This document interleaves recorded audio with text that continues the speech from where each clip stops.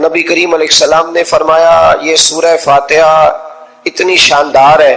کہ ایسے کلمات کسی اور امت کو نہیں ملے جیسے اللہ نے سورہ فاتحہ میں ہمیں عطا فرمائے ہیں۔ قرآن پاک میں دو قسم کی صورتیں، ایک تو یہ میں نے عرض کر دی اس کی ترتیب، اسی طرح دو قسم کی صورتیں، کچھ مکی صورتیں ہیں اور کچھ مدنی صورتیں ہیں۔ ہمارے طالب علم اکثر اسکولوں اور کالجوں میں یہ سمجھتے ہیں کہ جو مکے میں نازل ہوئی وہ مکی ہے،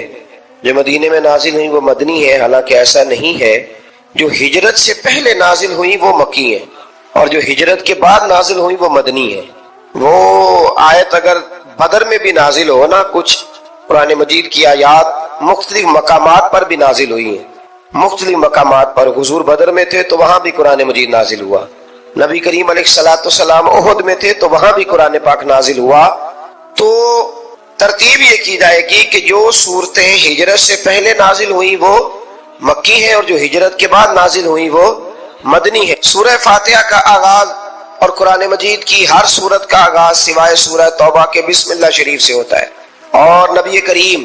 علیہ الصلوۃ والسلام نے اتنا زور دیا کہ حضور فرمانے لگے دروازہ بند کرنے سے پہلے بھی بسم اللہ شریف پڑھا کرو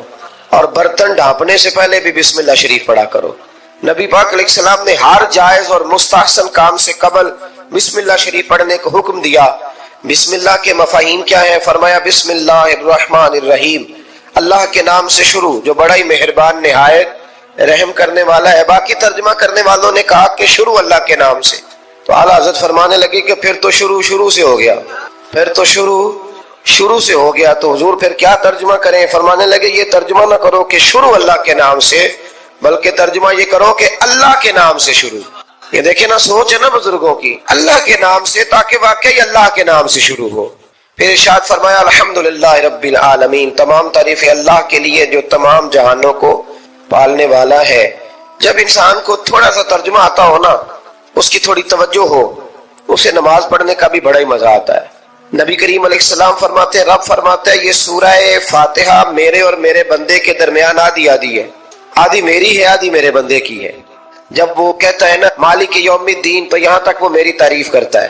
ایاک نعبد و ایاک نستعین تک پہنچتا ہے تو اب میرا اور اس کا آدھا کام شروع ہو جاتا ہے۔ پھر آگے میرا بندہ جب مجھ سے دعا مانگتا ہے تو یہ اس کے الفاظ ہیں جو میں اپنے فضل سے قبول فرمایا کرتا ہوں۔ تو ارشاد فرمایا تمام تعریف اللہ کے لیے جو تمام جہانوں کا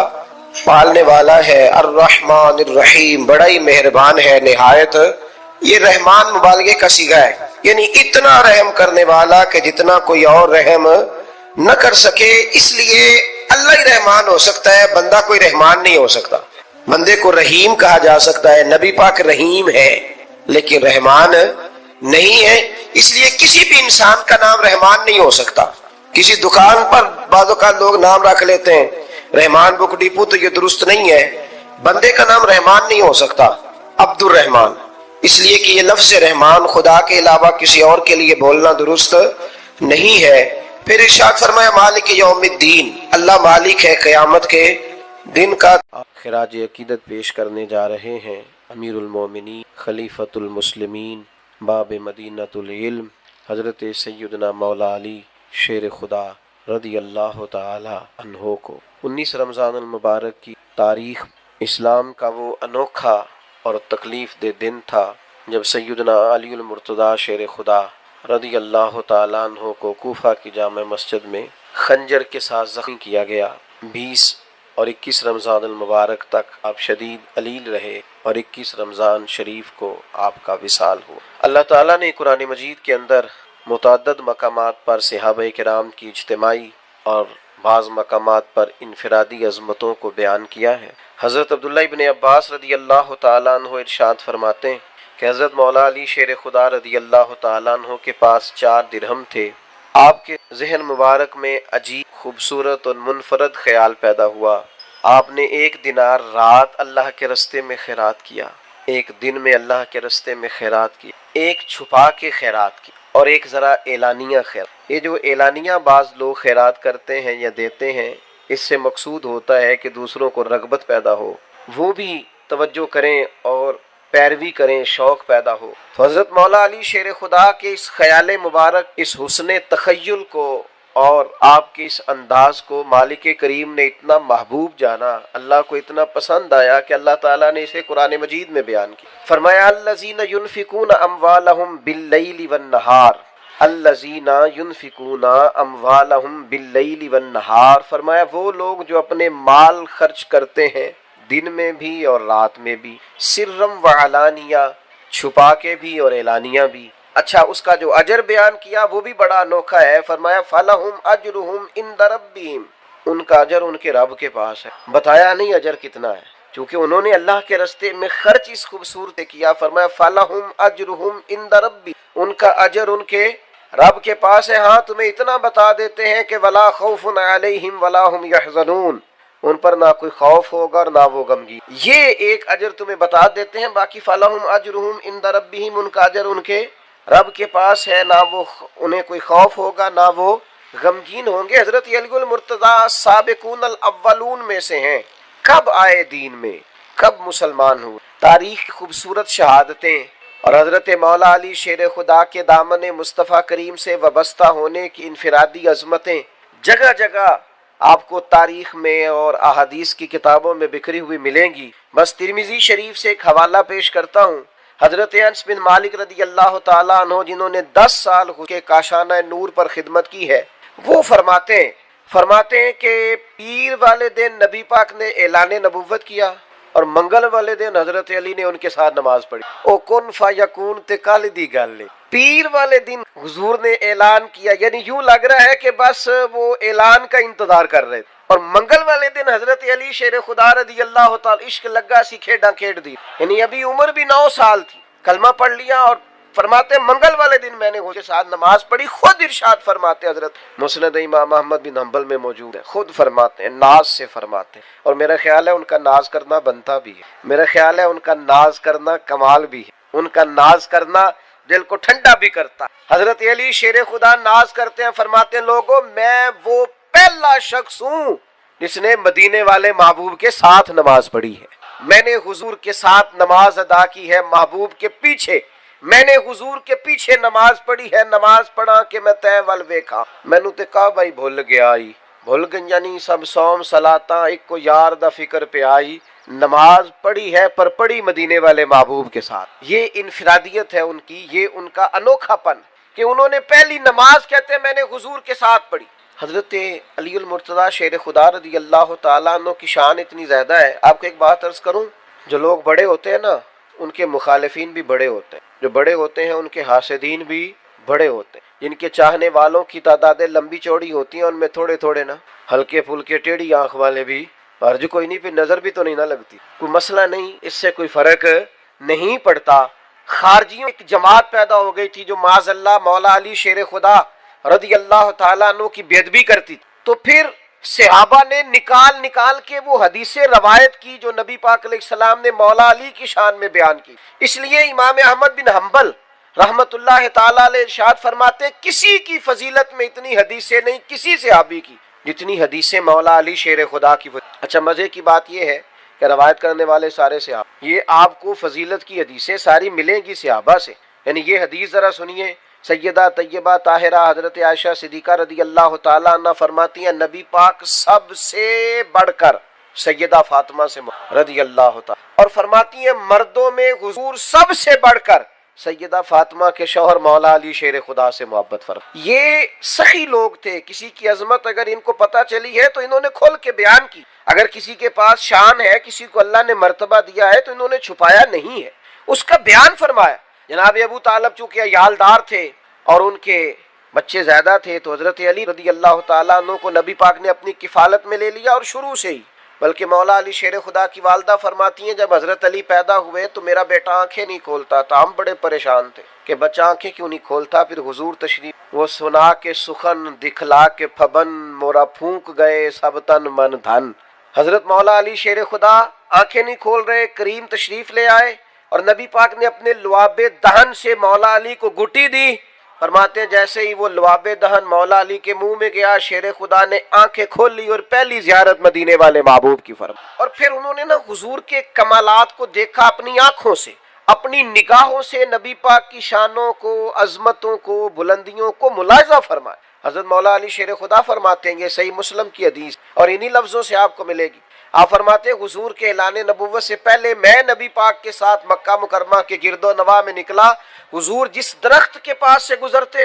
اعلان نبوت سے پہلے، بات کو یاد رکھیے گا، حضور جس درخت کے پاس سے گزرتے، جس پتھر کے پاس سے گزرتے، وہی کہتا السلام علیکہ یا رسول صلی اللہ تعالی علیہ وسلم۔ ان کمالات کو حضرت علی نے اپنی آنکھوں سے دیکھا، نبی پاک کا اخلاق دیکھا، کردار دیکھا، عظمت دیکھی، نبی پاک کو میدانوں میں دیکھا، جنگوں میں دیکھا، صحابہ کی محفلوں میں دیکھا، مسجدوں میں دیکھا، گھر کے اندر دیکھا، گھر والوں کے ساتھ محبت کرتے ربط رکھتے دیکھا۔ یہ سارا کچھ جس باریک نظری سے مولا علی نے دیکھا، کسی اور نے اس طرح نہیں دیکھا۔ جو انفرادیت ان کی ہے وہ انہی کی ہے، کیونکہ یہ گھر کے اندر بھی دیکھتے تھے۔ اتنا کچھ دیکھنے کے بعد حضرت علی فرماتے ہیں، ترمذی میں موجود ہے، فرماتے ہیں دنیا میں نے بھی بڑی دیکھی، پر نبی پاک جیسا نہ پہلے دیکھا نہ حضور کے بعد کوئی، حضور کی کیفیات جیسا میں نے کوئی دیکھا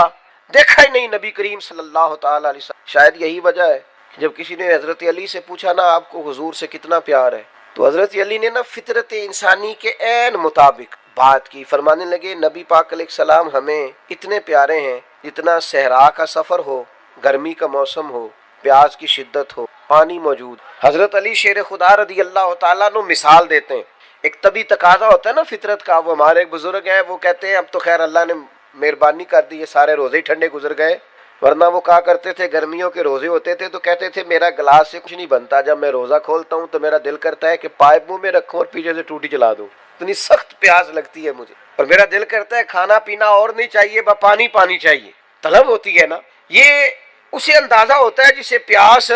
حضرت علی مثال دیتے ہیں، ارشاد فرماتے ہیں کہ نبی پاک ہمیں ماں باپ سے بھی زیادہ پیارے ہیں، اولاد سے بھی زیادہ پیارے ہیں، بہن بھائیوں سے بھی زیادہ پیارے ہیں، مال سے بھی زیادہ پیارے ہیں، لیکن فرمایا جس طرح صحرا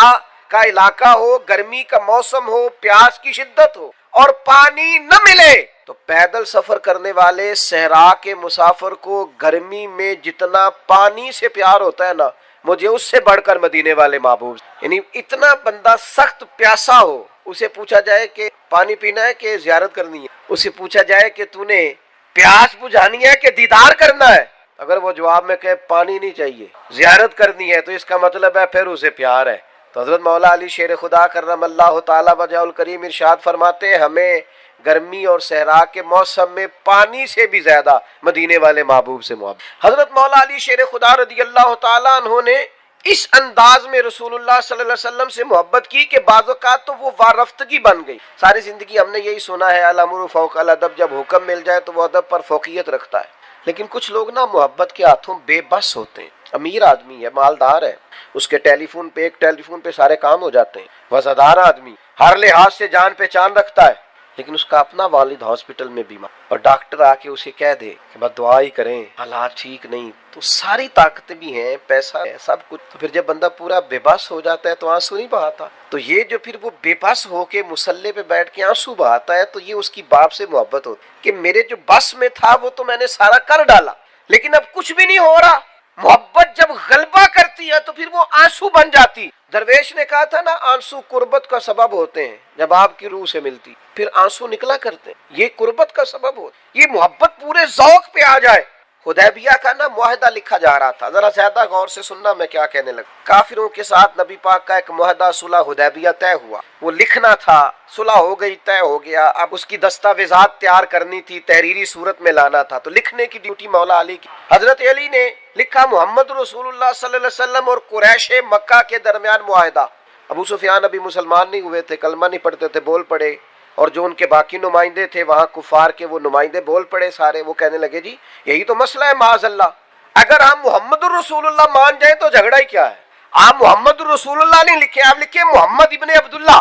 اور قریش مکہ کے درمیان معاہدہ۔ تو نبی پاک علیہ السلام کو اللہ نے طبیعت صلح جو دی ہے، محبوب ہے ہی امن والے رسول، حضور نے فرمایا علی رسول اللہ کاٹ کے نہ محمد ابن عبداللہ لکھ دو، کوئی حرج نہیں، لکھو، صلح کرنی ہے۔ ساری زندگی شیر خدا نے حکم مانے اور ڈاڈے ڈاڈے مانے، میدانوں میں مانے اور تلواروں کے سائے میں مانے، برچیاں چل رہی تھی مانے، تیر برس رہے تھے مانے۔